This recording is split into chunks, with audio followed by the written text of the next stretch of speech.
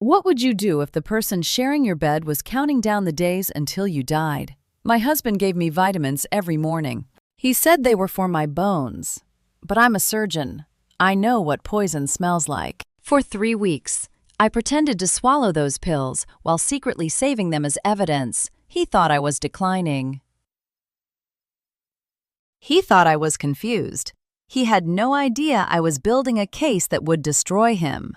It started the night my granddaughter knocked on my door shaking, clutching her iPad, carrying a recording that would change everything. To understand what she heard, I need to take you back to that moment. I truly appreciate you being here with me. Before we dive in, I'd love for you to drop a quick comment. Have you ever trusted someone completely, only to discover they weren't who you believed them to be? Your presence here matters. One quick note. Some details in this story are shaped for storytelling. What matters most is the lesson it carries. The knock came at 11 p.m. Soft, urgent, the kind that meant something had broken in the world. I sat up in my darkened bedroom, my silver-streaked auburn hair falling across my face. At 68, after 40 years of emergency calls and midnight surgeries, I knew the difference between ordinary interruptions and the ones that change everything. My hands, the same steady hands that had held over 2,000 human brains, reached for the bedside lamp. Grandma, Faye Callahan, stood trembling in the doorway, a 10-year-old with curious hazel eyes, now wide with fear, her tangled brown hair spilling over superhero pajamas. She clutched her iPad against her chest like a shield. "Sweetheart, what's wrong?" I kept my voice calm. Surgeons learn early that panic is contagious. "I recorded something bad," her voice cracked. "Please don't be mad at me." She crossed the room on bare feet, the carpet muffling her steps. I could smell the strawberry shampoo from her bath. Could see the dried tear tracks on her cheeks catching the lamplight. She climbed onto my bed and pressed play. The voice that filled the room was one I had woken beside for 12 years. "The old woman won't last another 2 months. Not if we keep to the schedule." Nigel, my husband, talking about me like I was already a corpse. A woman's voice responded, too muffled to identify. Then Nigel again. "The vitamin protocol is working exactly as planned. By October, her cognitive decline will be obvious enough to—" The recording cut off. Faye had stopped it, probably too frightened to hear more. I played it again. Then a third time. My face revealed nothing. Another surgical skill. Keeping your expression neutral when the patient's brain is bleeding out in front of you. How do you tell a 10-year-old that her grandfather is planning to kill her grandmother? You don't. You protect her from the weight of that knowledge, while using every piece of information she's given you. "Faye, look at me." I took her small hands in mine. They were cold, trembling. "Have you told anyone else about this?" She shook her head, eyes welling with fresh tears. "Good. This stays between us. Do you understand? Not your mother, not anyone. Can you keep a secret that big?" She nodded slowly, and I saw something shift in her expression the moment a child realizes adults can be monsters. "Grandma, is Grandpa trying to hurt you?" "I don't know yet, sweetheart, but I'm going to find out." I pulled her into a hug, feeling her small body shake against mine. "You did the right thing coming to me. You might have just saved my life." I held her until her breathing steadied, until she fell asleep, curled against my side. But I didn't sleep. I lay there in the darkness, listening to her soft breathing, and let my mind travel back 3 weeks. The kitchen. Morning sunlight streaming through floor-to-ceiling windows overlooking Beacon Hill. Nigel Ashford, my 58-year-old architect husband with his silvering temples and the practiced smile that had charmed me 12 years ago, had placed my morning vitamin and water glass on the kitchen island like he did every morning. "For my darling's bones," he'd said, kissing my cheek, "you need to take better care of yourself." "Thank you, sweetheart. You always think of everything." I had performed over 2,000 brain surgeries. I knew exactly what that smell meant. The vitamin had a faint chemical undertone. Most people would never notice it, but I had spent 4 decades around pharmaceuticals, anesthetics, compounds that could heal or kill depending on the dosage. My training recognized it instantly, the way a sommelier recognizes a corked wine. Something was wrong with that pill. I had smiled at my husband, raised the glass to my lips, tilted my head back. The practiced motion of taking medication, but the pill went under my tongue, and I excused myself to the bathroom moments later. I spat it into a tissue, sealed it in a Ziploc bag from the cabinet, hid it in the lining of my old surgical coat, the one Nigel would never touch, hanging in the back of my closet like a ghost of who I used to be. That was 3 weeks ago. 3 weeks of swallowing suspicion and spitting out poison. 3 weeks of watching my husband's solicitous smile and wondering when he had started planning my death. 3 weeks of collecting every pill, logging every symptom, documenting the subtle tremors in my hands that had begun 4 months earlier. Now, with Faye's recording confirming what I had already suspected, the final piece clicked into place. I looked at my granddaughter's sleeping face, peaceful now in the lamplight, and felt something shift inside me. Not fear, not grief, but the cold precision I used to feel before opening a skull. That absolute clarity that comes when you know exactly what needs to be. Cut away. She thought she was warning me. She didn't know I had been preparing for war since the first vitamin that smelled wrong. I had been collecting evidence for 3 weeks. Tomorrow, I would find out exactly who my husband was conspiring with. And then, with the same methodical patience I had used to excise tumors from the brains of senators and CEOs, I would begin cutting the rot out of my own life. The snow-haired woman in the penthouse wasn't dying. She was hunting. By 7 the next morning, I was at the window with binoculars I had told Nigel were for birdwatching. Faye was still asleep in the guest room, exhausted from the night's revelations. Nigel had left at 6:30, earlier than usual, with the excuse of a client breakfast. But I had noticed him checking his phone 3 times before leaving, his jaw tight with anticipation. The lobby of our Beacon Hill building spread out 12 floors below marble floors, brass fixtures, a doorman who had known me for 20 years, through the magnified lens. I watched my husband stride across that familiar space and stop near the coffee kiosk. A woman approached him, dark hair pulled back tight, navy blue scrubs under a winter coat. She walked with the confident stride of someone who belonged in medical settings. I adjusted the focus. The face sharpened into clarity, and my blood turned to ice. Natalia Riddle. 34 years old now, but I would have recognized those sharp cheekbones anywhere. The ambitious young nurse I had mentored at Stonehaven Medical Center 8 years ago. I had written her letters of recommendation. I had taught her to assist in procedures that most nurses never saw. I had believed in her talent. Now those same hands that I had trained to hold a retractor steady during 12-hour surgeries reached out and touched my husband's arm. Not a professional touch. Not a handshake. Her fingers lingered on his sleeve with unmistakable intimacy. I had taught her to assist me in brain surgery. Now she was helping him cut me out of my own life. Nigel handed her a manila folder. She tucked it into her bag without opening it, then looked up toward our floor, toward the window where I stood, and smiled. She couldn't see me. The angle was wrong, the distance too great, but that smile said everything. It was the smile of someone who believed she was winning. I lowered the binoculars. My hands were steady. They had been steady through 2,000 surgeries, through complications that would have made younger doctors weep. They would stay steady now. The affair explained some things. The poisoning explained more. But the combination my former protégé sleeping with my husband while helping him kill me, that required a response beyond anything they could imagine. I spent the day maintaining appearances, breakfast with Nigel when he returned, asking about his meeting with bright curiosity, playing confused when I could not find my reading glasses, which I had hidden deliberately, telling him I felt tired, that perhaps my memory was not what it used to be. He looked at me with such tender concern. Maybe we should see a specialist. Darling, perhaps you're right, I murmured, watching something like relief flicker across his face. That night, after he fell asleep, I locked myself in the bathroom and turned on the shower. Steam filled the small space. Water thundered against tile, covering any sound. From the false bottom of my jewelry box, the same hiding place where I had kept emergency cash since my residency days, I retrieved a 5 flip phone that had sat untouched for 15 years. There are numbers you keep for emergencies you pray never come. This was mine. The phone powered on. Battery still holding, somehow, after all these years. I dialed the only number stored in its memory.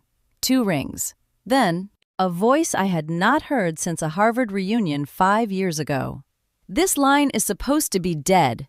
Judge Frances Thornton, 70 years old now. Her voice still carrying the precise diction that had made her legendary on the federal bench. We had been roommates our first year of law school before I switched to medicine, before she climbed to the judiciary. The kind of friendship that survives decades of silence because it was forged in the fire of 20-hour study sessions and shared dreams.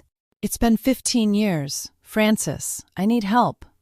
A pause. I could hear her thinking, weighing, deciding. Frances never spoke carelessly. Whatever you need. The kind of help that doesn't leave fingerprints. Another pause. When she spoke again, her voice had shifted. No longer the voice of a judge, but the voice of a woman who understood that sometimes justice required paths the courtroom could not provide. I'll send someone tomorrow. Former bureau, retired now, but he owes me. Meet him at the Thinking Cup on Tremont, noon. He'll find you. Frances. Don't explain, not on a phone. Just survive until help arrives. She hung up.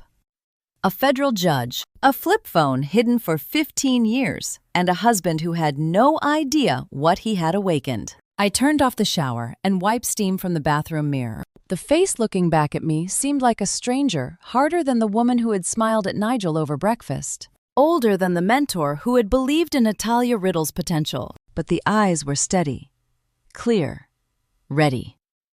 Downstairs. Natalia was probably celebrating with my husband. Probably laughing at the trembling old woman who could not remember where she put her glasses. Probably counting the days until they could cash in my life's work. They had planned this for months, maybe years. But they had made one mistake. They had assumed that a 68-year-old retired surgeon would be an easy target. They had forgotten that surgeons are trained to cut out what is killing you. The war had begun. He just didn't know it yet. The man Frances sent had the kind of face you forgot the moment you looked away, which was exactly why he was perfect. 2 days after that phone call, I sat in the Thinking Cup Cafe on Tremont Street, watching the noon crowd filter past. He found me before I saw him approach, sliding into the opposite chair like smoke settling into a room. Dr. Callahan. It was not a question. Cedric Rawlings was 50 years old, with watchful gray eyes that cataloged everything and revealed nothing. 22 years with the FBI, Frances had said. Now freelance, for clients who needed problems solved without official channels. He slid a brown envelope across the cafe table without ceremony. 3 days of surveillance. Toxicology results from the samples you provided. And the timeline of what they're planning. I opened the envelope. Photos first. Nigel and Natalia at a restaurant in Cambridge, her hand on his across the table. The same pair entering a hotel in the financial district. A third image. Both of them in what looked like a medical supply warehouse. Natalia signing for boxes. Beneath the photos, a laboratory report on official letterhead.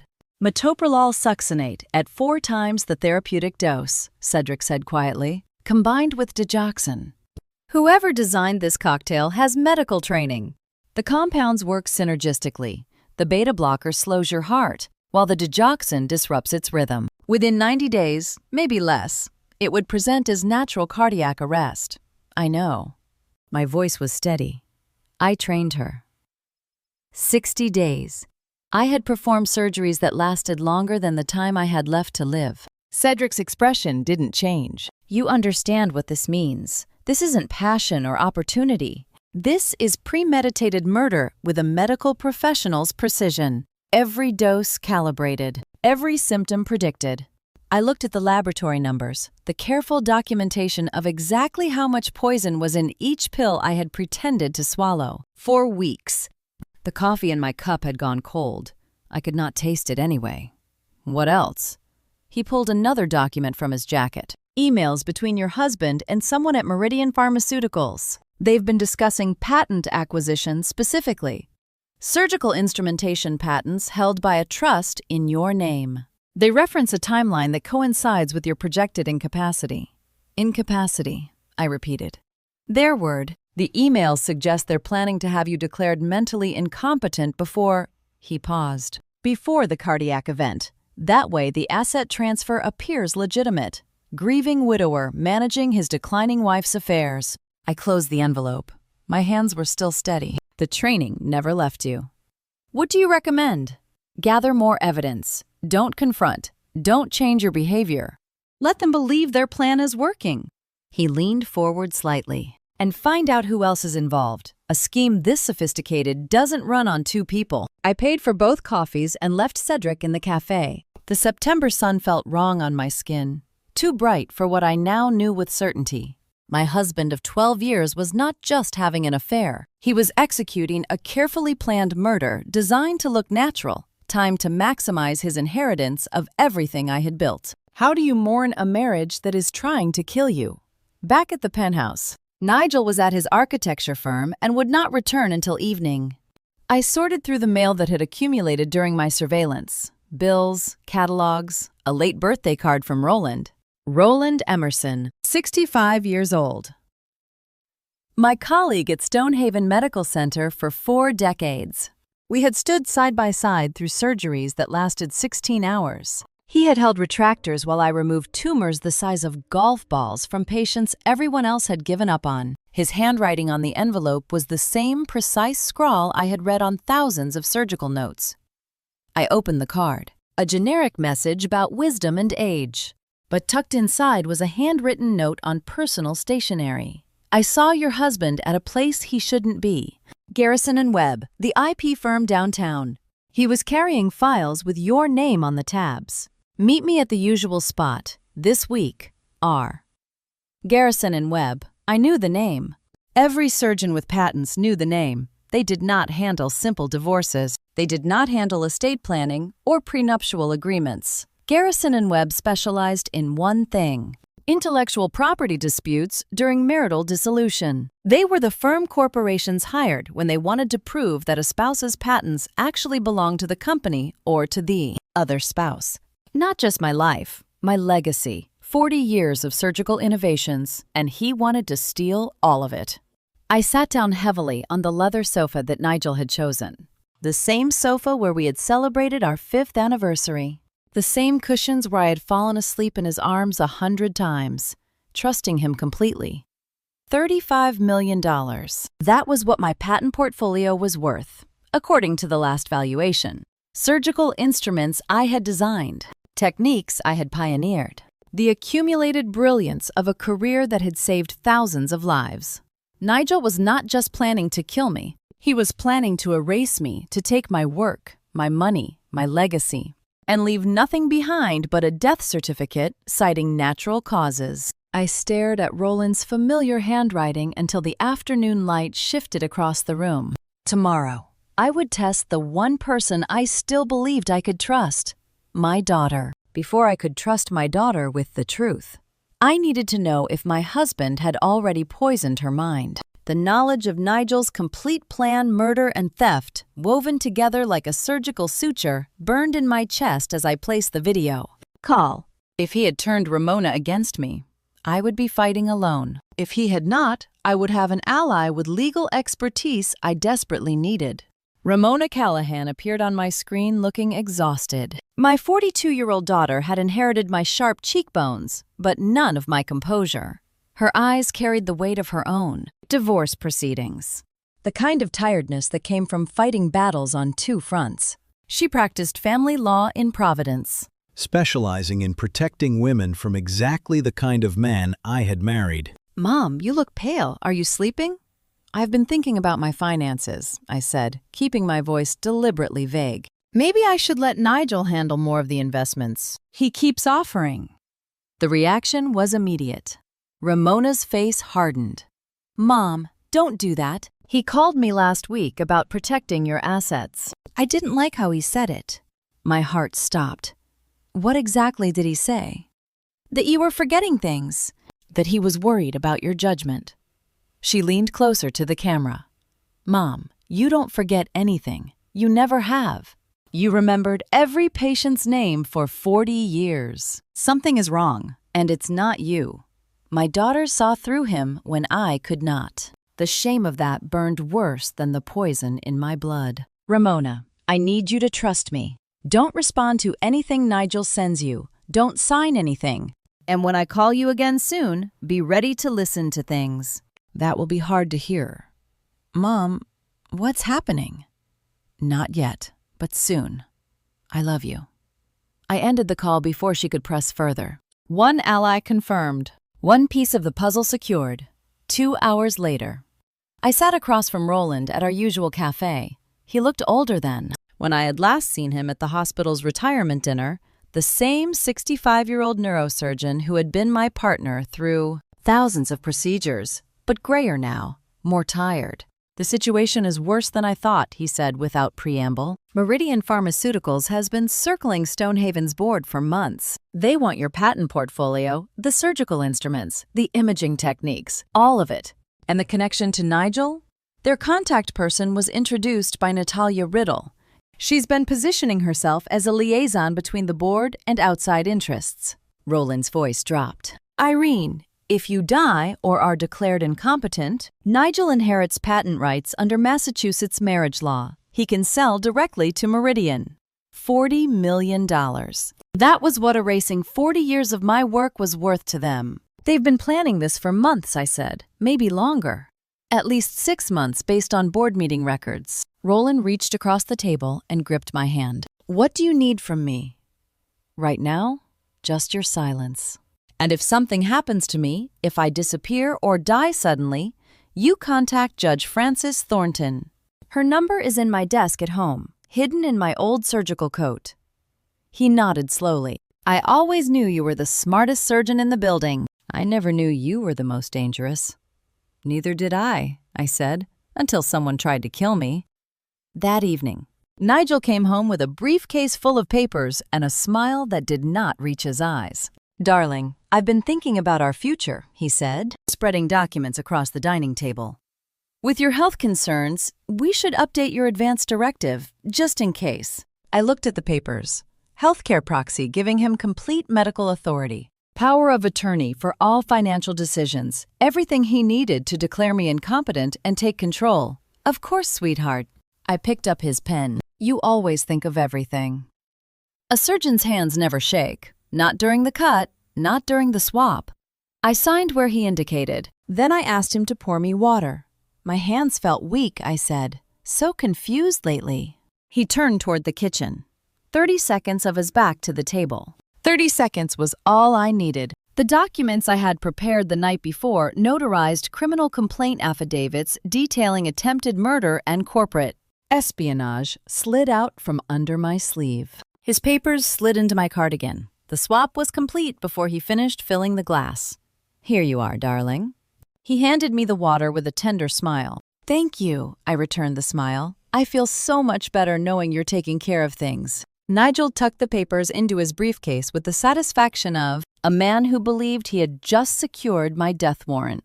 He did not know that what he now carried was his own. We watched the evening news together. His hand rested on my knee. I leaned against his shoulder.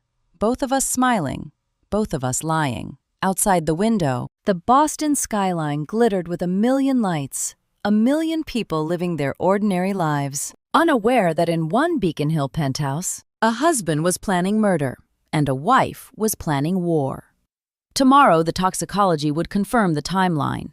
Tonight, I simply sat beside my executioner and waited. 60 to 90 days, that was my death sentence. The smiles from the night before had faded into morning routine. Nigel left for work with the documents he believed would seal my fate. I sat in my study with the complete toxicology report Cedric had delivered at dawn, reading my own murder in clinical detail. 3 compounds, metoprolol, digoxin, and a third I had not expected, flecainide, an antiarrhythmic that becomes lethal when combined with the others. The synergy was elegant, almost beautiful in its precision, each drug individually within therapeutic range. Together, a cocktail designed to stop my heart while appearing to be natural cardiac decline. Whoever designed this has advanced pharmacological training, Cedric said from the chair across my desk. This isn't something you find on the internet. I stared at the molecular diagrams. I knew this combination. I had taught it. 8 years ago. Natalia had asked me about drug interactions during a complex surgery. A patient with cardiac issues, multiple medications, narrow margins. I had explained exactly how these compounds affected electrical conduction in the heart. I had drawn diagrams on the whiteboard in my office. I had armed my own assassin. The timeline is 60 to 90 days from first exposure, Cedric continued. Based on the dosage levels, you're somewhere in week 6 or 7, which means I have 4 to 6 weeks before my heart gives out. My voice was steady. Surgeons do not panic. Unless I stop taking the vitamins. And if you stop, they'll know you know. I closed the folder. Then we work faster. That afternoon, Faye came to visit while Nigel was at a site meeting. My granddaughter wanted to help me organize my study, a 10-year-old's idea of quality time with her grandmother. Can I use Grandpa's computer? She asked. I want to show you the game I made at coding camp. Of course, sweetheart. I followed her into Nigel's home office, watching as she settled into his leather chair, her small feet dangling above the floor. She woke the computer and frowned. There's something already open. I looked over her shoulder. An email thread, minimized but not closed. The words jumped out like surgical incisions. Patent rights. Upon her death. Natalia's share of proceeds. What does that mean? How do you explain to a 10-year-old that her grandfather wants her grandmother dead from money she earned saving lives? Just grown-up business talk, sweetheart. Let me close that for you. But before I closed it, I pulled out my phone. 3 screenshots. Patent acquisition timeline, Meridian Pharmaceuticals letterhead, and the most damning line of all. Transfer to be executed upon cognitive incapacity or death of patent holder. Grandma, are you okay? I smiled at her. I'm fine, darling. Show me your game. For 20 minutes.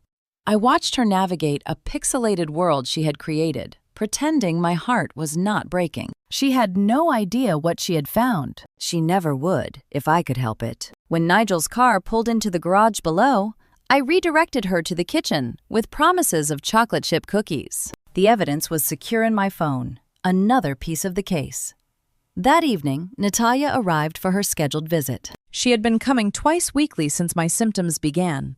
The helpful young nurse concerned about her former mentor's declining health. Such devotion, such care. You're looking tired today. Dr. Callahan. She took my blood pressure with practiced efficiency. The fatigue is normal. Your body is under stress. I lay in my bedroom, projecting weakness I did not feel. On my nightstand, a vase of roses from the garden.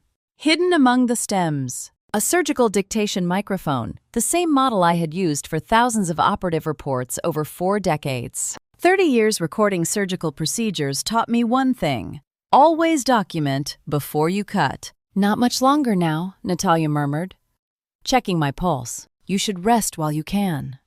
What do you mean, dear? She glanced toward the closed door, then leaned closer. Her perfume was the same she had worn when I watched her touch my husband's arm in the lobby. Just that you should enjoy your time. Don't fight so hard. She smiled the same smile I had seen through binoculars. When this is over, Nigel will take care of everything. He promised. Promised what? That I'll be taken care of too. She patted my hand with false tenderness. You trained me well, Dr. Callahan. I learned everything from you. Not everything, I thought. You never learned to check for hidden microphones. She adjusted my blankets, satisfied with her own cleverness, and gathered her bag. At the door, she paused. Get some sleep. It helps the medicine work. The door clicked shut behind her. I waited until I heard her car pull away. Before reaching into the roses, the recording light glowed steady red. 47 minutes of audio. Every careless word. Every implication. Every reference to what Nigel had promised her. She thought she was speaking to a dying woman too weak to understand. She did not know that dying woman had recorded every syllable with equipment designed for surgical precision. I pulled out my phone and dialed Francis. I have it, I said. Audio confession implicating both of them. How clear? Crystal clear. Every word she said went straight to the surgical mic. The recording was safely uploaded to Francis's secure server by the time Nigel came home that evening. He found me in the dining room, setting the table with the careful slowness of someone whose hands had begun to tremble. Nigel slid a glossy brochure across the dinner table with the tenderness of a man delivering flowers to a funeral. "I've been doing research," he said, "about facilities that specialize in cognitive wellness." I picked up the brochure. Lakewood Memory Care, Vermont. Rolling hills, smiling nurses, private rooms with views of autumn foliage. A prison disguised as a spa. Vermont. I let confusion creep into my voice. "You want to send me to Vermont?" "Just a trial stay, darling. 2 weeks." His hand covered mine with practiced warmth. "Dr. Harmon thinks it would help. She's already filed the preliminary paperwork." Dr. Harmon, a name I did not recognize, which meant Nigel had found a physician willing to sign dementia documentation for the right price. Once I entered Lakewood, I would be evaluated by their staff. Within days, I would be declared legally incapacitated. My assets, my patents, my entire life's work transferred to the loving care of my devoted husband. "Think of it as a spa with nurses," he smiled. "You've earned a rest." When did my husband start planning my imprisonment? Before or after he started sleeping with my protégé? I pretended to study the brochure, turning pages with trembling fingers. The food on my plate grew cold. I asked the same question twice about the visiting hours, watching Nigel's eyes light up with satisfaction at each repetition. "I'll think about it," I finally said. "Of course, darling. Take all the time you need." That night, alone in my bedroom with the door locked, I sat before my vanity mirror and studied my own reflection. Silver-streaked hair, lines earned through decades of midnight surgeries, eyes that had watched thousands of patients wake from anesthesia, searching for signs of who they still were. I knew exactly what cognitive decline looked like. I had diagnosed it. I had operated on the brains that harbored it. I had held the hands of families as I explained what their loved ones would lose. 40 years cutting into human brains taught me exactly how decline looks. They wanted a helpless old woman incapable of protecting herself. Very well. I would give them exactly that performance while gathering evidence they never expected me to understand. I would forget names, repeat questions, misplace my reading glasses in the refrigerator.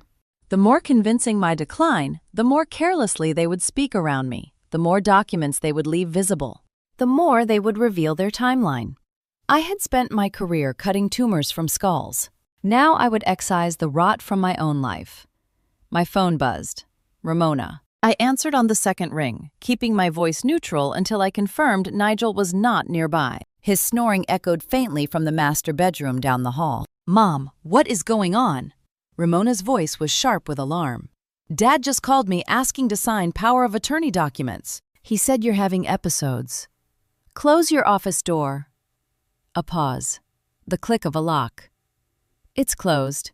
"Ramona, I need you to listen carefully. Everything I'm about to tell you will sound impossible, but I have documentation for all of it," I told her. The vitamins, the toxicology, the affair with Natalia, the patent scheme, the nursing home trap.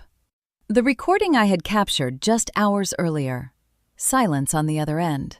Then, in a voice I barely recognized, "How long have you known?" "Weeks. I've been building a case. Francis Thornton is helping coordinate. But I need someone who understands intellectual property law at a granular level." "Mom," her voice cracked, "why didn't you tell me sooner?"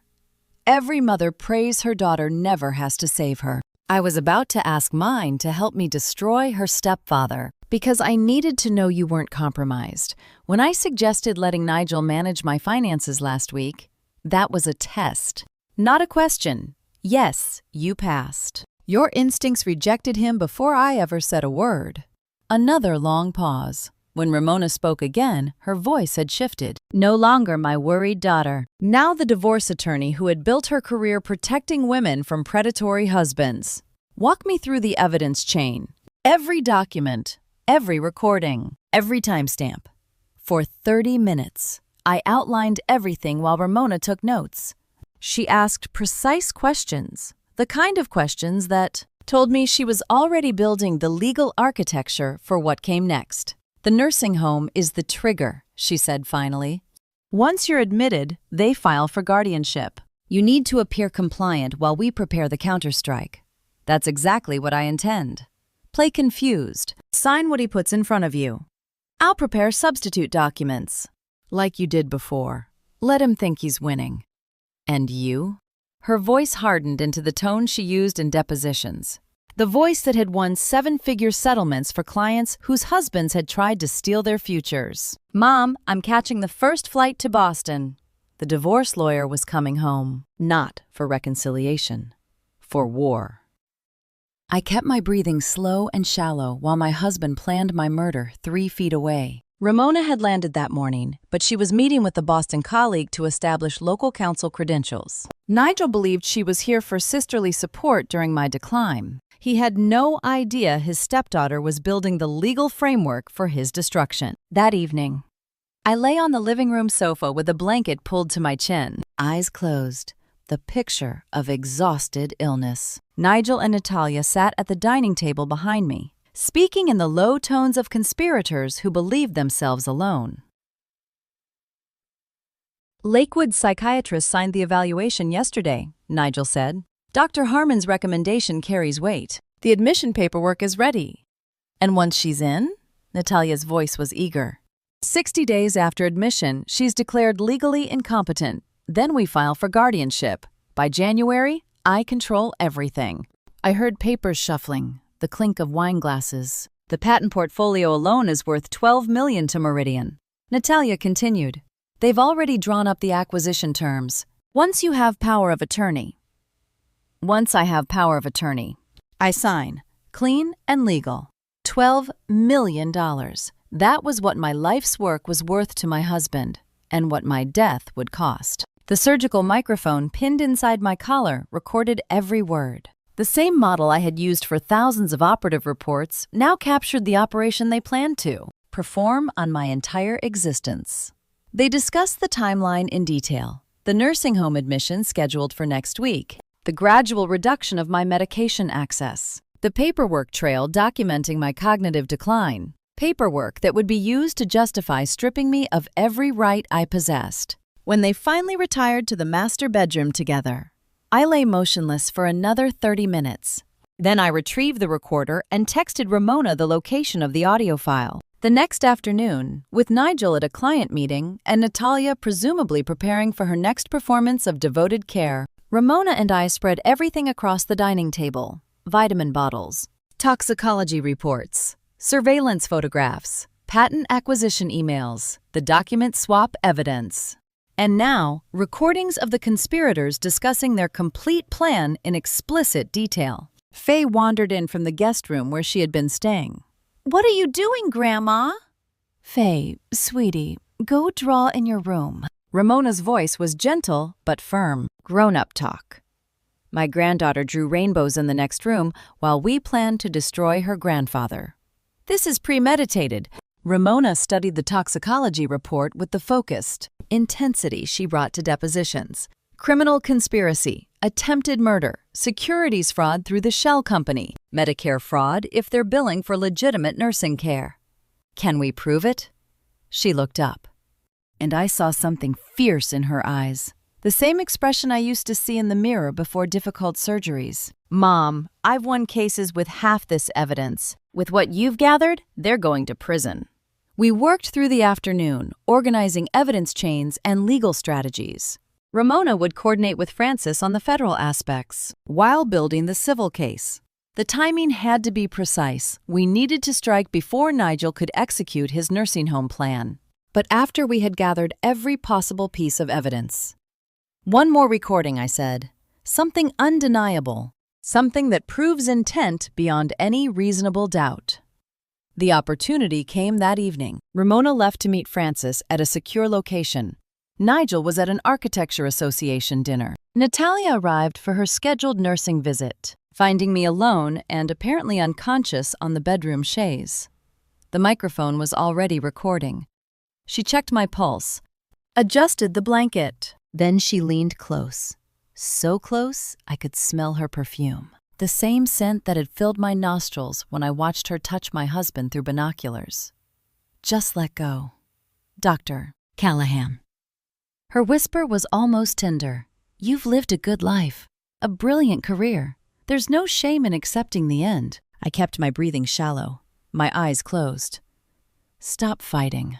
It'll be so much easier for everyone if you just stop fighting. She thought she was whispering to a dying woman too far gone to understand. She was confessing to a surgeon who had spent 40 years documenting everything. Nigel will take such good care of your legacy, she continued. He's already made arrangements. You'll be remembered exactly the way you should be. I felt her hand on my forehead, a mockery of the caring touch she performed for appearances. The nursing home is very peaceful. You'll like it there. And when the time comes, it'll be quick, I promise. She straightened my blanket with gentle hands, smiled at her own mercy, and walked out. The moment the front door closed, I opened my eyes. The recording light glowed steady beneath my collar. 43 minutes of audio. Every whispered word captured in pristine quality by equipment designed for surgical precision. She had told me to stop fighting, and I had recorded every word. I called Ramona. We have everything we need, I said. Everything. She told me to stop fighting. She promised it would be quick, and she mentioned the nursing home by name. Silence. Then, Mom, that's a confession. I know. I looked at the door Natalia had walked through moments ago. Now we end this. Ramona spread the calendar across my study desk like a battlefield map, and we began planning the end of my marriage. The evidence was complete. Natalia's whispered confession joined the growing archive of recordings, photographs, toxicology reports, and financial documents. Now we needed to weaponize it all, and we had exactly 1 week before Nigel planned to have me committed to Lakewood. 7 days, Ramona said, circling dates with red ink. We take apart 40 years of marriage in 7 days. She walked me through the operation with the same precision I once used for surgical planning. Days 1 through 3 continue gathering evidence while I performed my decline for Nigel's benefit. Day 4. File emergency injunctions blocking the nursing home admission and freezing the patent transfer. Day 5. Deliver the complete evidence package to Frances Thornton. Day 6. Report Natalia to the Massachusetts Medical Board. Day 7. The annual New England Neurosurgery Awards Dinner. The awards dinner is perfect, Ramona said. 400 doctors, hospital administrators, medical board officials, everyone who matters in one room. And Nigel will be there as my supportive husband. Exactly. He won't be able to run. He won't be able to spin. The whole medical community will watch his destruction in real time. I had performed hundreds of surgeries with 7-day recovery plans. Now I was planning the surgical removal of my husband from my life. We worked until 3 in the morning, mapping contingencies and backup strategies. Ramona had learned well from her years of high-stakes divorces. She thought like a predator, anticipating every escape route Nigel might attempt.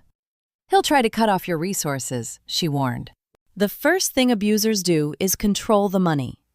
Let him try. Her eyebrows rose. You've prepared for that?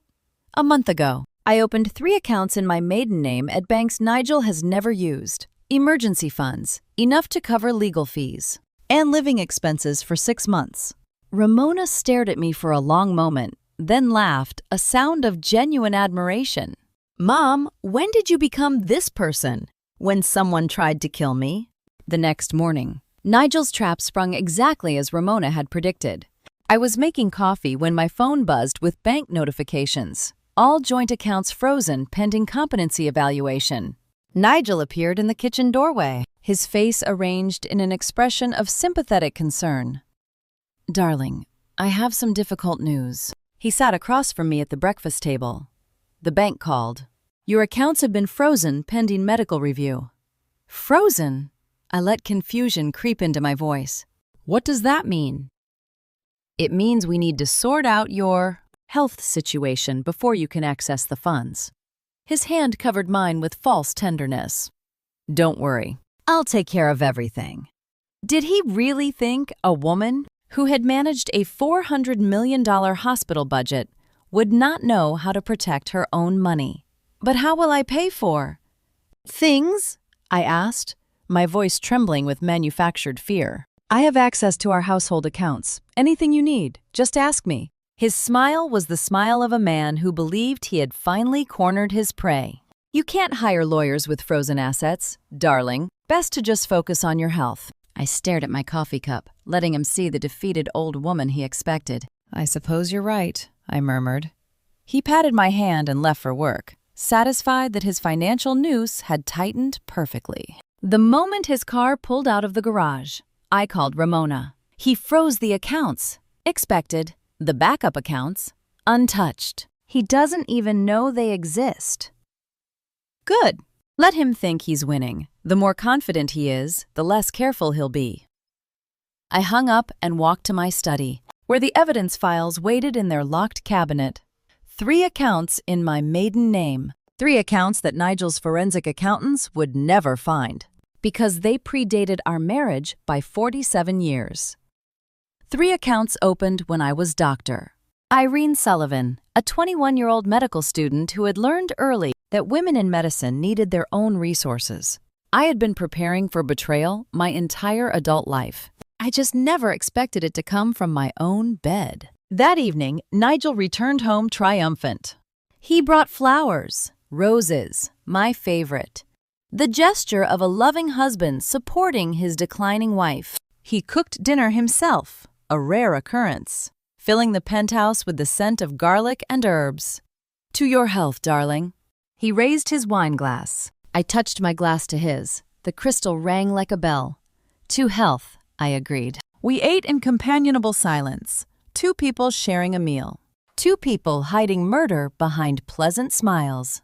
Nigel smiled at his frozen account victory, expecting me to crumble into helpless dependence. I smiled back, thinking of the 3 accounts he would never find, thinking of the evidence locked in my study, thinking of the awards dinner where 400 of my peers would watch him fall. He thought money was the weapon. He forgot who earned it. Roland's face told me everything before he even opened the folder. My husband had been planning this for longer than I had ever imagined. 2 days had passed since Nigel's triumphant account freeze. He believed I was trapped, dependent, defenseless. Meanwhile, I had been funding our counter-operation from accounts he would never find. And today, Roland had summoned me to Stonehaven with urgent news. His office smelled of old paper and antiseptic, the same scent that had surrounded us through 4 decades of surgeries. But today, there was no patient on the table. Today, the patient was my marriage. Stonehaven's legal team flagged something unusual. Roland spread documents across his desk. A company called Meridian Acquisition Partners submitted a proposal to purchase your patent portfolio. Standard corporate inquiry. Nothing suspicious on its face. But I did some digging. He pointed to incorporation papers. This company was formed in March, 6 months ago. Nigel Ashford is listed as the registered agent. I stared at the date on the document. March 15th. 6 months before my first symptom. 6 months. He had been planning to kill me for 6 months while kissing me goodnight. There's more, Roland continued. Natalia Riddle has been meeting with board members. Private conversations. She's been suggesting that you're showing early signs of cognitive decline, that perhaps it's time to discuss your patent holdings before you're unable to manage them yourself. How many board members? At least 4, maybe more. Roland's voice was heavy. She's been laying groundwork, Irene, building a narrative. When Nigel moves to have you declared incompetent, there will be witnesses ready to testify that they noticed your decline months ago.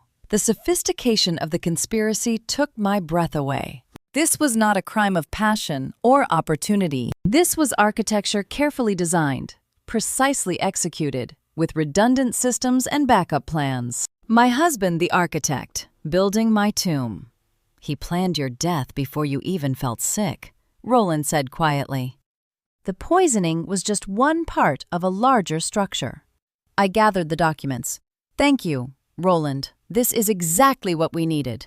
What are you going to do? I'm going to tear down everything he built. That afternoon, I met Cedric at our usual cafe.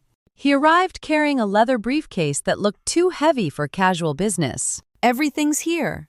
He opened the case and began laying out file folders with the methodical precision of a man who had built federal cases for 2 decades. Photos, recordings, financial trail, corporate communications. How many board members had Natalia convinced I was losing my mind while she was poisoning me? The evidence spread across the cafe. Table like N. Autopsy of my marriage. 847 photographs documenting Nigel and Natalia together at hotels, restaurants, medical supply warehouses, 23 recordings capturing conversations about timelines, dosages, and inheritance, 156 pages of financial documents tracing money through shell companies to pharmaceutical contacts. The medication purchase trail is particularly damning, Cedric continues. We can prove Natalia acquired the compounds used in your vitamins through Stonehaven's supply system. She diverted medication meant for patients. Medicare fraud, among other things. He pulled out another folder. Corporate espionage, securities fraud through the shell company structure, wire fraud through the interstate communications, and of course, attempted murder in the first degree. I touched the stack of photographs. My husband's face smiled up at me from a dozen images, the same smile I had trusted for 12 years. Conservative estimate, Cedric said. 15 years federal time, each. That's enough. Dr. Callahan. This is the most documented attempted murder case I've ever investigated. He leaned back in his chair. I've put away organized crime figures with less evidence than this. Your husband and his accomplice aren't going to prison. They're going to a federal penitentiary for the prime of their remaining lives. Cedric's evidence file was a surgical instrument, precise, sterile, and capable of cutting out every malignant cell in my life. I began organizing the materials into categories. Photographs here, recordings there. Financial documents in order of transaction date. Medical evidence chronologically arranged. The pattern of conspiracy emerged from the organization, like an image resolving on a monitor. The shell company incorporation proves premeditation, I said, thinking aloud. The medication trail proves method. The recordings prove intent. The financial documents prove motive. And the patent acquisition proposals prove scope. Cedric nodded approvingly. You think like an investigator. I think like a surgeon. Every piece of evidence is a tissue sample. Together, they form a diagnosis. I spread the photographs across. The table like a deck of cards. 847 images of betrayal captured in high resolution. 23 recordings that would play in federal court. Enough documentation to guarantee that Nigel and Natalia would spend the next decade and a half behind bars. There's only one thing left, I said. Frances Thornton. She's expecting us tomorrow. Once she reviews this, she can coordinate with the U.S. Attorney's Office. Criminal referrals, emergency injunctions, asset freezes. Cedric gathered the files back into his briefcase with practiced care. 22 years with the Bureau, he said. I've seen a lot of cases, but I've never seen a victim build their own prosecution this completely. I'm not a victim, I replied. I'm a surgeon, and I'm about to perform an excision. 847 photos, 23 recordings. Enough to bury them both. Ramona walked into the federal courthouse with a leather briefcase full of evidence and 40 years of her mother's stolen life. I was not there to witness it. I had to maintain my performance of confused decline at home. But Ramona called me from the courthouse steps the moment she emerged, her voice vibrating with controlled triumph. It's done. Mom. All 3 motions filed. She had walked into Judge Frances Thornton's chambers at 9 in the morning with emergency filings that would dismantle everything Nigel had built.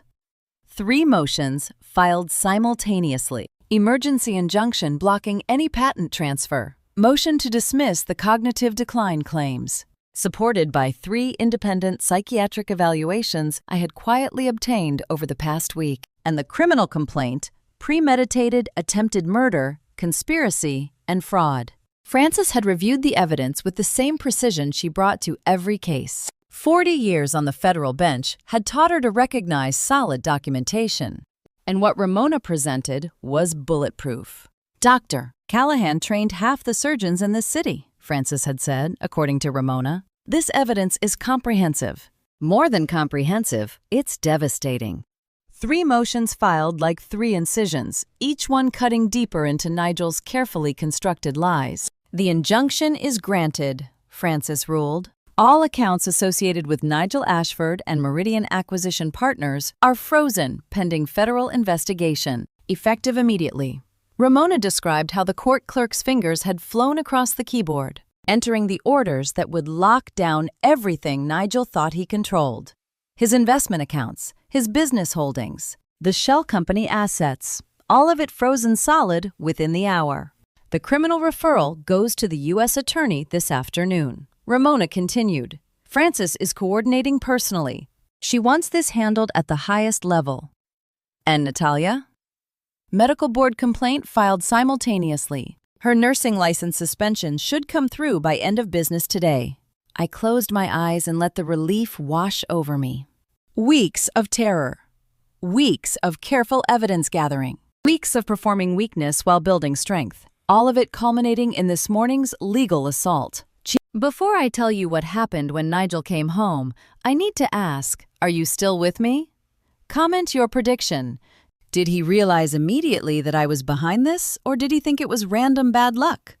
Just a few words, so I can see how you're reading him. And please note, some details in this next part are dramatized to capture the emotional reality.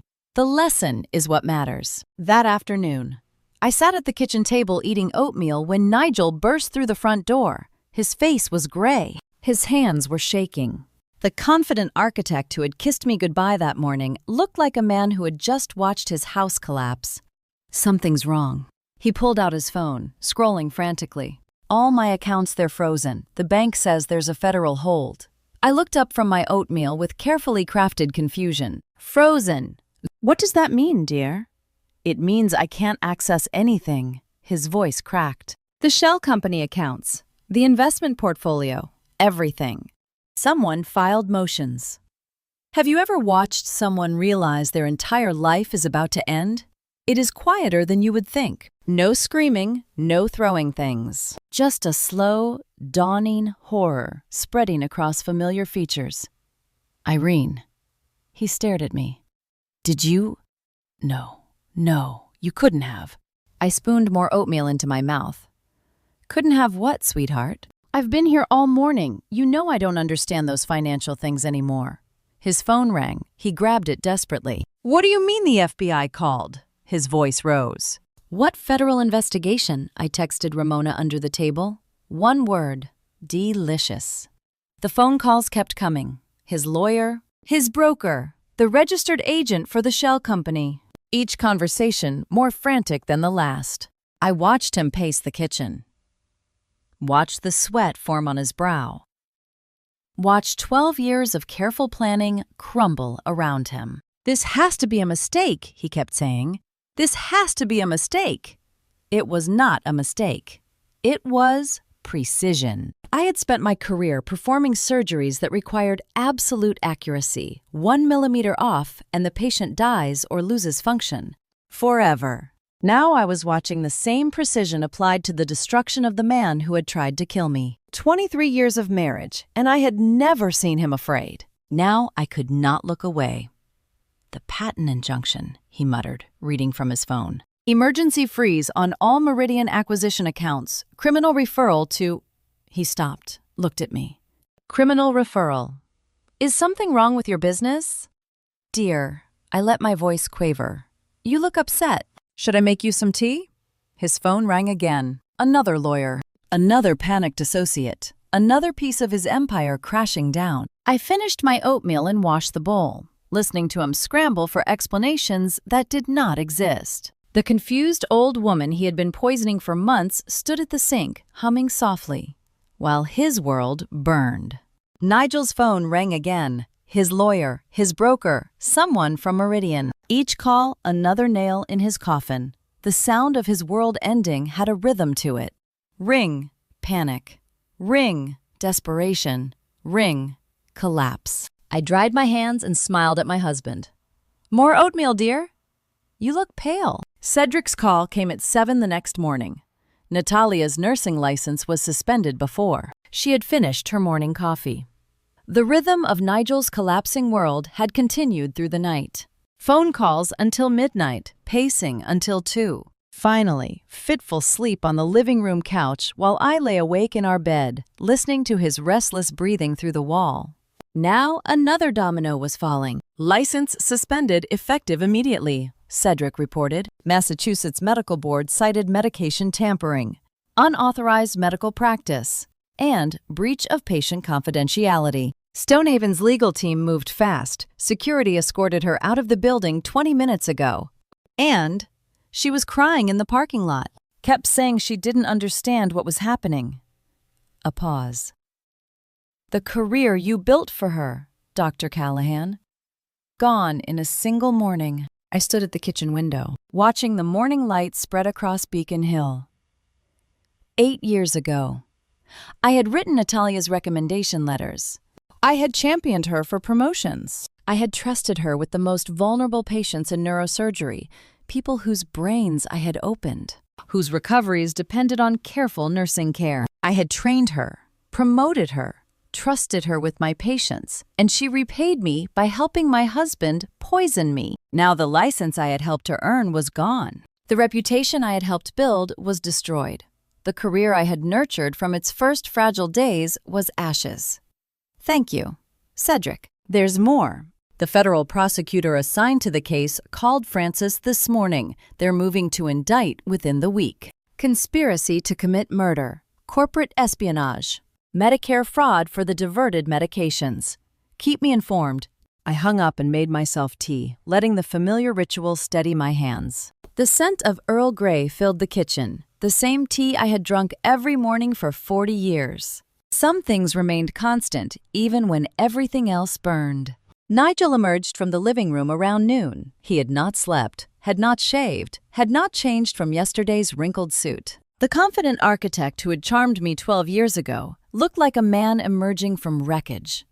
"We need to talk," he said. I set down my book. "Yes, we do." He sat across from me in the living room where we had spent 1,000 evenings together. The same furniture, the same artwork on the walls, the same view of the city through floor-to-ceiling windows. All of it unchanged, yet everything different. "I know you know."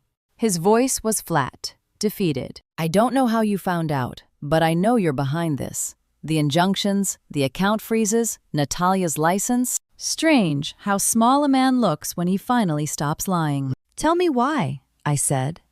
He ran his hands through his hair, gray now, grayer than when we met. "I wanted out. The marriage, the obligations, the constant performance of being the devoted husband. I wanted out." "Then you could have asked for a divorce. And lose half of everything?" His laugh was bitter. "Your patents alone are worth more than I'll ever earn. The settlement would have destroyed me. My business, my reputation, my future, all of it tied up in lawyers for years. So you decided to kill me instead." He flinched. "It wasn't supposed to be, I didn't think of it as. 23 years, Nigel." My voice was steady. I had practiced this steadiness through thousands of surgeries, and I would not lose it now. 12 years of marriage. You tried to kill me for money. I made a mistake. You made a choice. Every day for months, you chose to poison me. Every vitamin you handed me, every kiss goodnight, every concerned question about my health. Choices. He started to reach for my hand. I pulled away. "Irene, please, I'll do anything. I'll sign whatever you want. Just don't let them send me to prison." "I couldn't survive that." "You should have thought about that before you decided my life was worth less than your lifestyle. I'm begging you." I stood, looked down at the man I had shared a bed with for over a decade, the man who had planned my death while kissing me goodbye each morning, the man who was now crying, actually crying, as he begged me to save him from consequences he had earned. "You need a very good lawyer," I said. "Tomorrow is the awards dinner. I suggest you don't attend." "Irene, this conversation is over." I walked to the bedroom. Our bedroom, though it would only be mine now. The door had never had a working lock. In 12 years of marriage, I had never needed one. I reached into the drawer where I kept my surgical instruments from retirement and retrieved the small brass lock I had purchased the week I first smelled something wrong in my vitamins. I had been preparing for this moment even then. The lock clicked into place, a small sound, but final. The bedroom door was locked for the first time in 12 years. On the other side, I could hear Nigel still crying, still begging, still believing there was something left to save. Tomorrow was the annual neurosurgery awards dinner. Tomorrow, 400 of my colleagues would gather in one room. Tomorrow, they would learn exactly what kind of man my husband was. I turned off the light and lay down in the darkness. Tomorrow, everyone would know. Ramona found me staring at the ceiling at midnight, not sleeping but rehearsing the way I always did before the difficult surgeries. The day had arrived. After weeks of evidence gathering, after Nigel's confession, after Natalia's career destruction, the final act was hours away. The annual neurosurgery awards dinner would be my operating theater, and 400 colleagues would witness the procedure. "Mom," Ramona's voice came from the doorway. "You should sleep." I never slept before complicated surgeries. The mind needs to rehearse. She crossed the room and sat on the edge of my bed, the way she used to when she was small and frightened of storms. Now she was 42 and frightened of nothing except perhaps losing me. "Are you ready?" "Every surgery has one chance," I said. "Tomorrow is no different. You prepare, you rehearse, and when the moment comes, you execute without hesitation." "This isn't surgery, Mom." "No, it's more important." I turned to face her in the darkness. 2,000 patients trusted me with their brains. Tomorrow, I'm trusting you with my reputation, my legacy, everything I've built. Are you ready?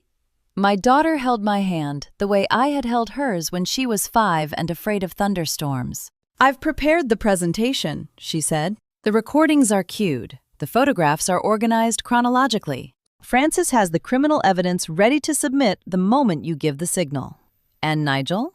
He's planning to attend. He thinks appearing supportive will help his case." Her voice hardened. "He has no idea what's coming."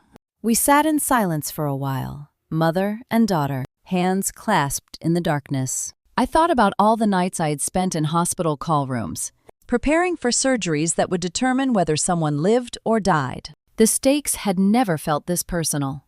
"Mom," Ramona's voice cracked, "I'm so proud of you. I've always been proud of you. Even when I was angry about missed recitals and canceled birthdays, I was always proud." "I know, sweetheart, and I'm sorry I didn't see through him sooner. You trusted him. I should have protected you. You're protecting me now." I squeezed her hand. "That's all that matters." She stayed until I pretended to fall asleep. I heard her footsteps fade down the hallway, heard her bedroom door close softly. Then I lay awake for another hour, running through the next day's events like a surgeon reviewing operative steps. Morning came gray and cold, the October sky promising rain that never fell. I stood before my closet for a long time, looking at the white coat hanging at the back, the same coat I had worn on my last day at Stonehaven, the day I officially retired, though I had not known then that my retirement would become a death sentence. The white coat hung there like a ghost of who I used to be before Nigel decided that woman should die. I reached out and touched the fabric. Cool cotton, professionally laundered, my name embroidered in blue thread above the pocket, Dr. Irene Callahan. 40 years of identity condensed into a single garment. I did not put it on. The woman who wore that coat had trusted her husband, had believed in her protégé, had assumed that the people closest to her wanted her to live. That woman was gone. In her place stood someone harder, clearer, more dangerous. Someone who had survived attempted murder and built a prosecution from her hospital bed. Someone who had spent weeks performing confusion while gathering evidence. Someone who was about to destroy the people who had tried to destroy her. I turned to the dress hanging beside the coat. Elegant black silk, simple lines. No jewelry except my mother's pearls, the ones she had given me when I graduated from medical school, the ones Nigel had never touched. I dressed with the same careful precision I had always brought to surgical preparation. Each movement deliberate, each detail considered. When you have spent 40 years cutting into human skulls, you learn one thing: hesitation kills. The woman in the mirror did not hesitate. Silver-streaked auburn hair, styled simply. Minimal makeup, enough to look healthy, not enough to appear vain. The black dress hung perfectly. Authoritative without being aggressive. The pearls caught the morning light. "They'll know who I am without the coat," I said to my reflection. 40 years of being Dr. Callahan. Tonight, they would remember why. Ramona appeared in the doorway, dressed in her own battle armor, a charcoal suit that made her look every inch the formidable attorney she had become. "The car will be here in an hour," she said. "Cedric is already at the venue, coordinating with security. Francis is standing by, and Faye, with my friend Margaret. She doesn't need to see this." I nodded. My granddaughter had already seen too much. Tonight's events would be explained to her later, in age-appropriate terms, by people who loved her. "Mom." Ramona stepped forward and straightened my collar, a maternal gesture reversed. "You look like a surgeon." "I feel like one." I smoothed the black dress one final time and looked in the mirror. Not a victim, not a patient. A surgeon about to perform the most important operation of her life. They would know exactly who they were dealing with. Nigel burst through the ballroom doors like he owned the room. He had no idea he was walking into his own execution. The annual New England Neurosurgery Awards dinner filled the Four Seasons ballroom with 400 of the region's finest medical minds. Crystal chandeliers cast warm light across tables set with white linens. The scent of filet mignon and expensive wine filled the air. I had sat through 30 of these dinners over my career, accepting awards and giving speeches. Tonight would be different. I watched from my table near the stage as Nigel strode down the center aisle, Natalia trailing behind him. They had dressed for the occasion, he in his best suit, she in a designer dress that must have cost her a month's salary. The salary I had helped her earn. "I need the microphone," Nigel announced, his voice cutting through the ambient conversation. "This is a family emergency." The master of ceremonies, a young neurologist I had trained 15 years ago, looked to me uncertainly. I nodded. "Please," I said, "let my husband speak." Nigel took the stage with the confidence of a man who believed he was saving his future. He had no idea he was destroying it. "My wife is suffering cognitive decline." His voice boomed through the speakers. "Many of you have worked with her, respected her, but she's no longer capable of managing her own affairs. She needs protection from herself and from those who would take advantage of her condition." How many surgeons in that room had trusted Natalia with their patients? How many were wondering if she had done this before Natalia stepped forward to support him? I've been her home nurse. I've witnessed the deterioration firsthand, the confusion, the memory lapses, the paranoia. Dr. Callahan needs professional care. 400 faces turned toward me, some with concern, some with skepticism, many with the diagnostic curiosity that defined our profession. I rose slowly, smoothing my black dress. "Thank you for that introduction, Nigel." My voice was steady, amplified by the wireless microphone I had concealed in my palm. "Please continue. Tell them everything." He faltered. This was not the trembling, confused woman he had expected. "Irene, you should sit down. You're not well." "Actually, I'm remarkably well, considering someone has been poisoning me for months." The room went silent. I walked to the stage with the same measured pace I had used approaching thousands of operating tables. Ramona rose from our table and moved to the audiovisual station, where our presentation waited. "My husband is correct about one thing," I continued. "I have been confused lately. Confused about why my morning vitamins smelled wrong. Confused about why my hands trembled when they never had before. Confused about why the woman I mentored was spending so much time with my husband." The giant screen behind me flickered to life. Photographs filled the display. Nigel and Natalia at restaurants, hotels, medical supply warehouses. I stopped being confused when I had the vitamins tested. Toxicology reports replaced the photographs. Chemical compounds, dosage calculations, timeline projections. A sophisticated cocktail designed to cause cardiac arrest within 90 days. Designed by someone with advanced medical training. I looked directly at Natalia, someone I trained. Natalia's face went white when her own voice filled the ballroom. Just let go. Dr. Callahan, you've lived a good life. Stop fighting. The recording played in crystal clarity, every whispered word captured by surgical equipment designed for operating room precision. 400 doctors heard my former protégé encourage me to die. That recording was made in my bedroom, I said, during what she told my husband was routine nursing care. More evidence filled the screen. Shell company documents, patent acquisition emails, financial trails connecting Nigel to pharmaceutical companies hungry for my intellectual property.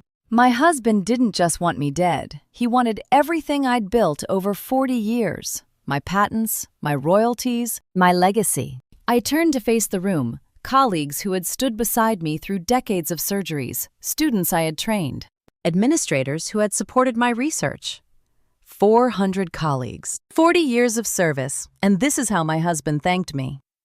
I had saved 2,000 brains in that career. Tonight, I destroyed 2 people who had tried to steal it. The evidence has been submitted to federal prosecutors. Criminal charges are pending for attempted murder, conspiracy, corporate espionage, and fraud. Nigel stood frozen near the back of the room, his face ashen. Natalia had already turned toward the exit, but Cedric blocked her path, federal agents flanking him. The room was utterly silent. Then Roland Emerson rose from his table and began to clap. 1 pair of hands, then another, then 10, then 50. The applause started slowly and built into something thunderous. 400 medical professionals on their feet, acknowledging not just my vindication, but the exposure of betrayal within their own community.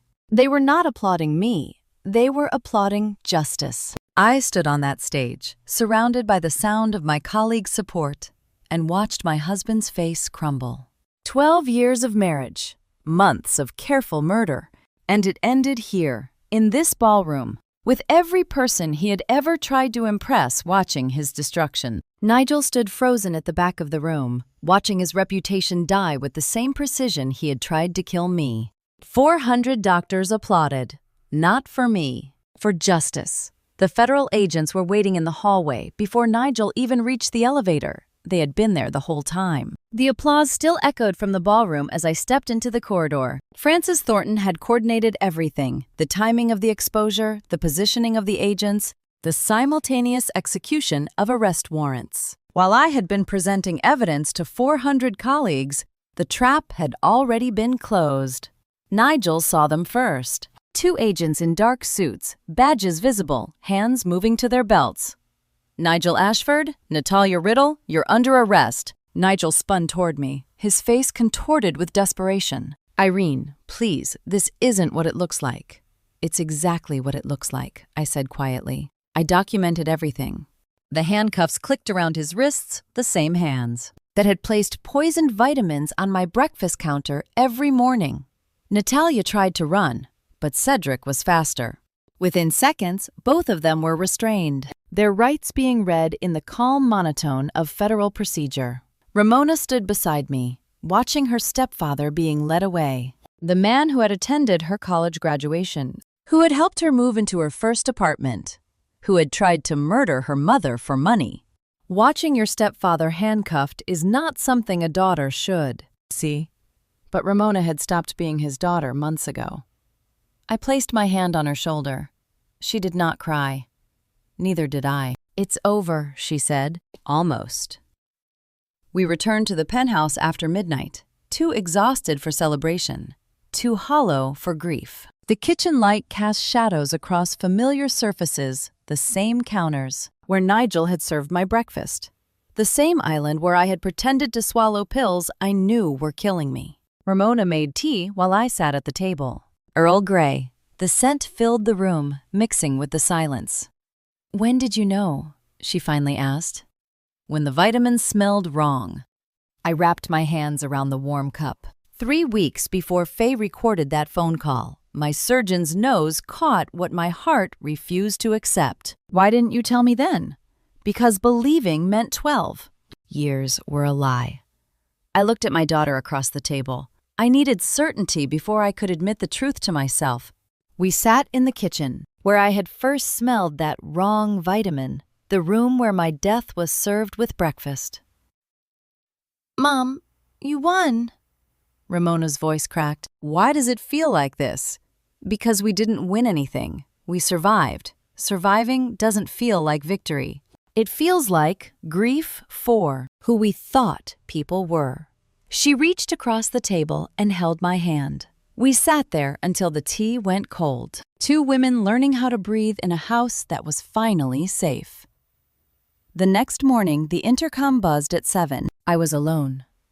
Ramona had returned to her hotel to prepare for the next phase of legal proceedings. The screen showed a familiar face, but transformed. Natalia Riddle, she looked out on bail, looked nothing like the confident woman who had whispered encouragement to die in my bedroom. "Dr. Callahan," her voice crackled through the speaker. "Please, I need to talk to you." I should have ignored her, should have let her plead to an empty screen. But something made me press the response button. "I'm listening." "I made a mistake." Her eyes were red, her hair disheveled. "I never meant I admired you once. You were everything I wanted to be. Please, if you could just withdraw the complaint." "A mistake." The word tasted bitter. "You designed a poison specifically calculated to stop my heart. You whispered in my ear to give up while adjusting medications meant to kill me. You seduced my husband and helped him plan my death for money. I know how it looks, but it looks like attempted murder because that's what it is. Dr. Callahan, please, my career is already destroyed. If the criminal charges stick, I'll spend years in prison. I'm begging you. Forgiveness is for people who understand what they did." Natalia still thought she had made a mistake. People not committed attempted murder. "I can't withdraw," I said. "Not for me, for every patient you might hurt in the future, for every person who trusted a nurse the way I trusted you. Please, I'm begging you. You told me to stop fighting. You told me it would be easier if I just let go." My voice was steady, the voice I had used for 40 years when delivering impossible news. I didn't let go. "And I'm not letting you go either." Natalia's face froze on the intercom screen, desperate, pleading, still not understanding that admiration and regret do not undo poison. I turned off the intercom. The screen went dark. The lobby fell silent. I stood in the entryway of the penthouse where I had almost died, listening to the quiet that comes after storms pass. Outside the windows, Boston spread beneath an October sky. Inside, the air held the faint scent of Earl Grey from last night's tea. The last door had closed. Behind me, 12 years of marriage to a man who tried to kill me. Ahead, the long process of recovery. Legal proceedings. Rebuilding a life from wreckage. But for this moment, this single, quiet moment, I was simply alive, and that was enough. The movers asked what else to pack, and I realized I did not want any of it. Not the art, not the furniture, not the life we had built on lies. A month had passed since I turned off the intercom on Natalia's pleas. The criminal proceedings were moving forward. The divorce paperwork was filed, and the penthouse that had been my home for 12 years felt like a museum of deception. "Mom, you could keep all of it." Ramona stood in the living room, surrounded by luxury I no longer wanted. "The court gave you everything, every piece of furniture, every painting, all of it. Objects aren't memories." Ramona. I touched the back of the leather sofa where I had sat with Nigel 1,000 times. "These things remember a marriage that tried to kill me. I don't want to remember." She watched as I walked through the rooms one last time. The kitchen where poison vitamins had appeared each morning. The bedroom where I had locked the door for the first time. The study where I had built the case that destroyed my husband. "What are you taking?" I showed her. 3 items waiting by the door. My mother's jewelry box, the one my father had given her on their 40th anniversary, the one she left me when she died. My surgical coat, folded carefully in plastic, the name still embroidered above the pocket. And a photo album filled with pictures of Ramona as a child, birthday parties, school plays, the day she left for college.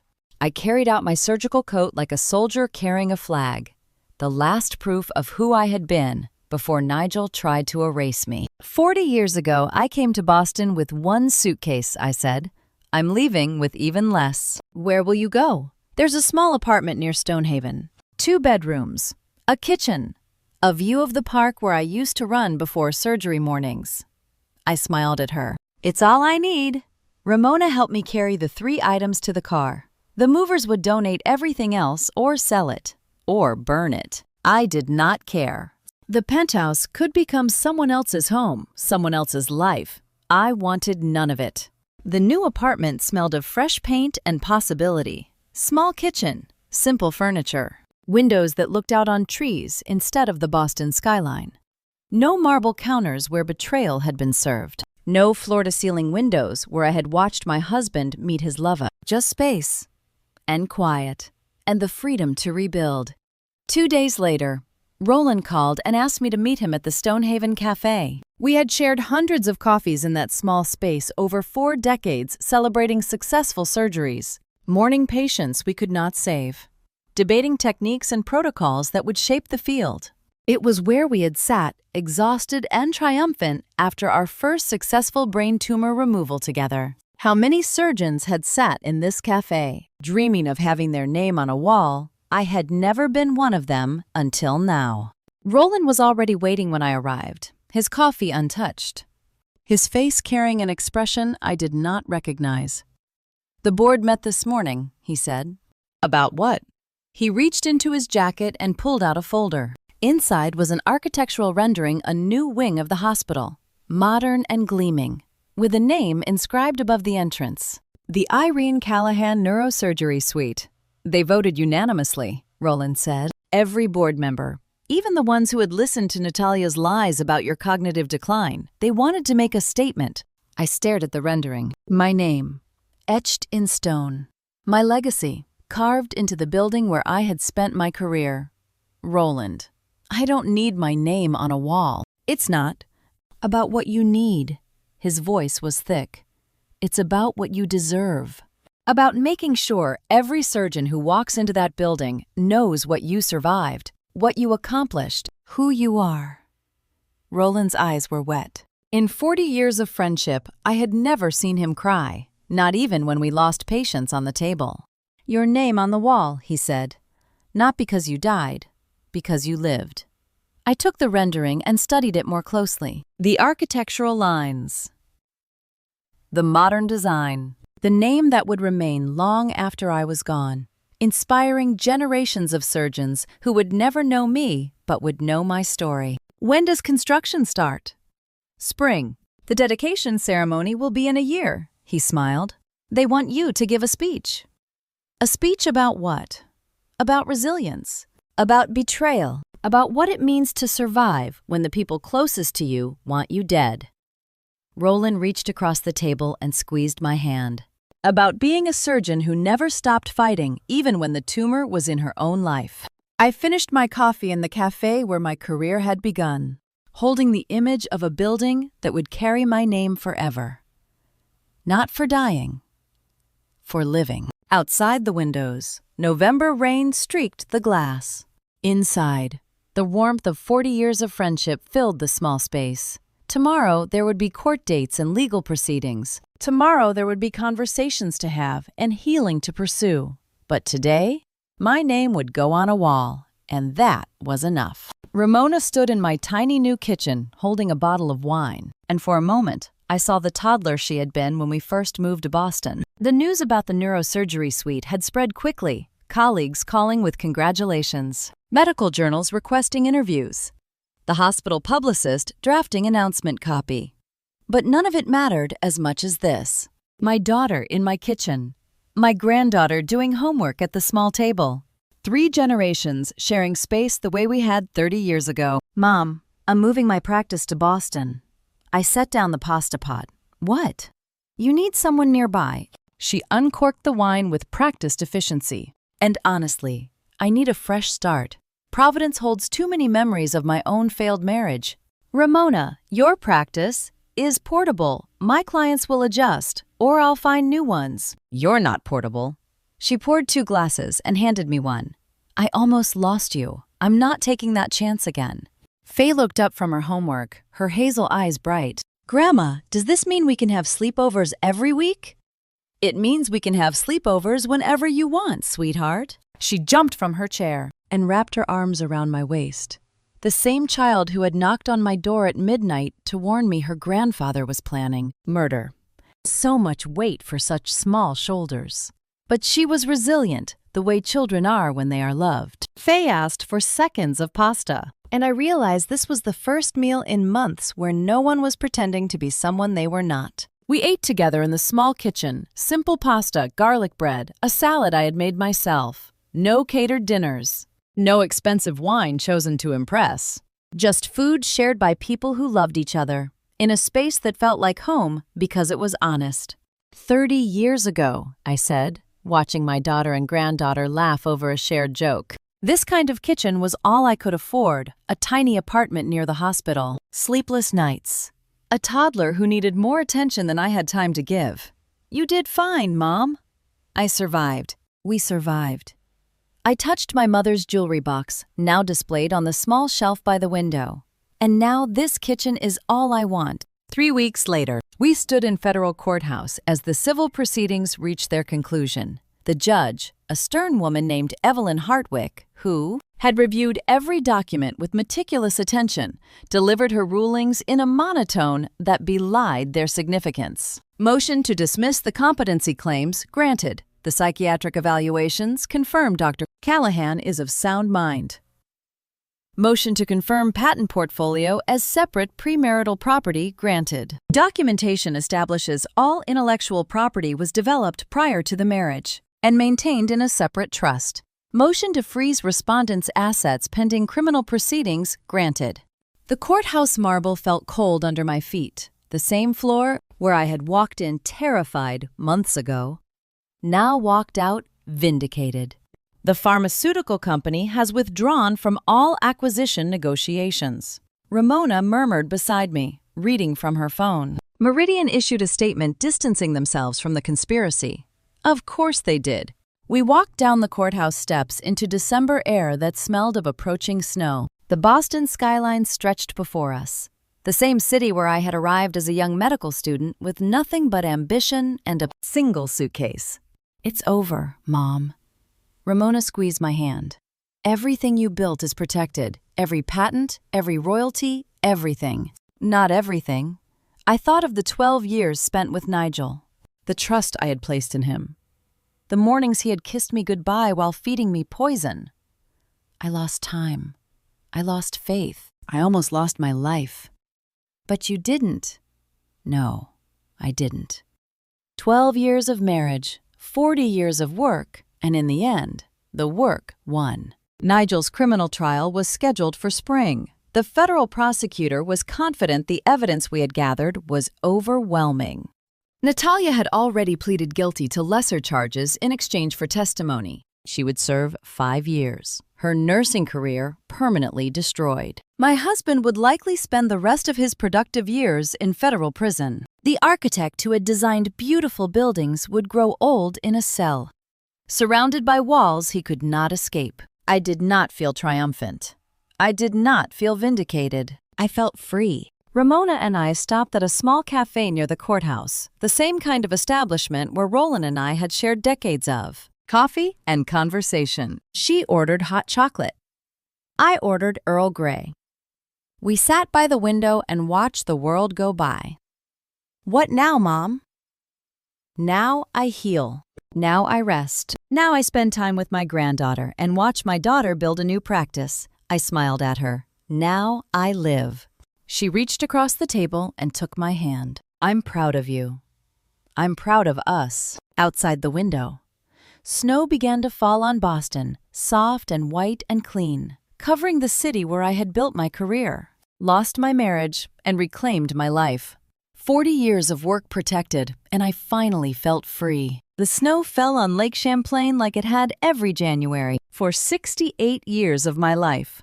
But this was the first time I watched it without pretending to be someone I was not. 4 months had passed since the court ruling. 4 months since freedom replaced fear. Now 3 generations sat on the porch of the lake house where I had spent childhood summers. wrapped in blankets against the Vermont cold, watching the world turn white. Faye had her nose in a science book, a gift from the Stonehaven Young Scientist program, where she had enrolled the month before. Her hazel eyes moved across the pages with the same intensity I recognized from my own youth, from those long-ago days when the mysteries of the brain first captured my imagination. Grandma, did you know the human brain has 86 billion neurons? I may have read that somewhere, sweetheart. She grinned at me, knowing I was teasing, and returned to her book. Beside her, Ramona reviewed case files for her new Boston practice. Her reading glasses perched on her nose the same way mine always had been. The lake had frozen solid just like I had. For 12 years. Now we were both thawing. This is peace, isn't it? Ramona looked up from her papers. I'd almost forgotten what it felt like. It takes time to remember, I said, but your body never forgets. It recognizes safety the way it recognizes danger. We sat in comfortable silence, listening to the wind move through bare branches. The lake house smelled of wood smoke and cinnamon. Ramona had made apple cider that morning, following my mother's recipe. Some traditions survived everything. That afternoon, I gathered them in the living room, where a fire crackled in the old stone fireplace. I have something for each of you. I handed Faye the first envelope. She opened it carefully, the way children do when they sense something important. It's a guarantee, I explained as she studied the formal letterhead. A scholarship, through medical school, if you choose that path. Or any other path, whatever you want to become. But Grandma, for the little detective who saved her grandmother. I touched her cheek. You knocked on my door at midnight with evidence that changed everything. This is for that courage. Faye hugged the scholarship letter like it was a teddy bear. She did not understand it yet, but someday she would. Ramona's envelope was smaller. She opened it and went still. The Stonehaven Legal Advisory Board. They need someone who understands intellectual property law and medical ethics. Someone who has proven she can protect what matters. I met her eyes. I need a lawyer I trust completely. You're the only one qualified. Mom, I can't accept. You can, and you will. I smiled at her. Consider it a family tradition. 3 generations of Callahans shaping medicine in Boston. Both women cried. My hands were steady. The same hands that had held scalpels and saved lives. The same hands that had gathered evidence and built a case. Surgeons' hands. Survivors' hands. That evening, after Faye fell asleep in her mother's childhood bedroom, Ramona and I sat by the fire with glasses of wine. Do you regret the 12 years? She asked quietly. Regret is for people who learn nothing. I watched the flames dance. I learned plenty. What did you learn? That the most dangerous people aren't enemies. They're the ones you trust. That a 10-year-old can see clearer than any adult. That 40 years of surgical training prepares you for exactly one thing: cutting out what's killing you. I spent 40 years cutting into brains to find what was wrong. It took almost dying to find what was right. What now? Ramona asked. The dedication ceremony is in spring. The trial ends before that. What comes after? After, I considered the question. After, I watch my granddaughter grow into whoever she's meant to be. I watch my daughter build something extraordinary in a city that shaped us both. I sit on porches and drink coffee with old friends and remember that I earned every gray hair on my head. That's it. That's everything. She reached over and took my hand. We sat like that for a long time, mother and daughter, watching the fire burn down to embers. Later, alone on the porch, I looked out at Lake Champlain under a canopy of stars. The snow had stopped falling, leaving the world clean and quiet. Inside the lake house, my daughter slept in her childhood room. My granddaughter dreamed of neurons and discoveries. And I sat, with steady hands, watching my breath cloud in the frozen air. Nigel's trial would conclude in March. He would spend years in federal prison, growing old behind walls he could not design his way through. Natalia was already serving her sentence. Her nursing career erased, her future narrowed to the consequences of her choices. But that was their story now. not mine. Mine was here in the creak of the old porch swing, in the warmth of the fire behind me, in the knowledge that I had survived betrayal and emerged not broken, but transformed. I was a surgeon, a mother, a grandmother, a woman who had faced her own murder and won. For the first time in years, I was simply myself, and that was enough.